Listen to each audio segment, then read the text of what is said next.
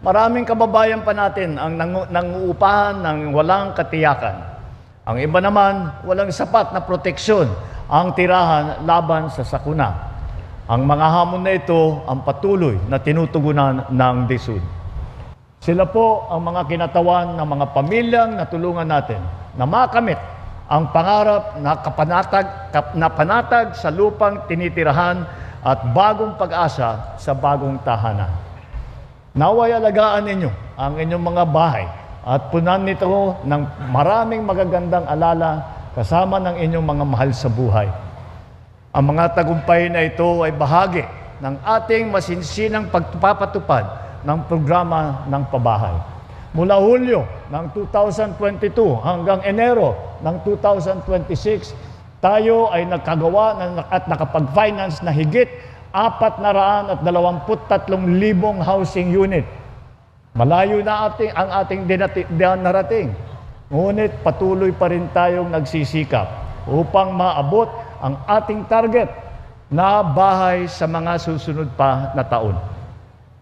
Sa kasabay ng pagpapabilis ng konstruksyon ng mga ito, pinalalakas din natin ang mga mekanismo upang mas maging magaang ang pagkuha ng tahanan. Dahil sa mga reforma sa Pag-ibig Fund, na ibaba ang interes sa mga housing loan. Mas dumami ang ating mga kababayan na nakikinabang sa mga programang ito. Sa tulong naman ng subsidy mula sa pamahalaan, mas maraming pamilya na ang may pagkakataon magkaroon ng sariling buhay. At hindi po kami titigil dito. Ang pagbisita natin sa precast plant na ito ay isang hakbang patungo sa pagbuo ng mga tahanan sa ating bansa gamit ang makabagong teknolohiya. Dito po ay atin natunghayan ang isang napakahalagang proseso kung paano mas mapabilis ang produksyon ng mga housing unit.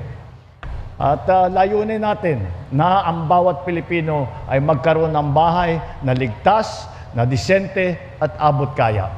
Gagawin po namin ang lahat ng aming kakayahan upang hindi lamang itong plantang itong nakikita ninyo ngayon, kung hindi madagdagan pa at maparami pa upang mapabilis ang konstruksyon at maparami ang aming maibibigay na tahanan.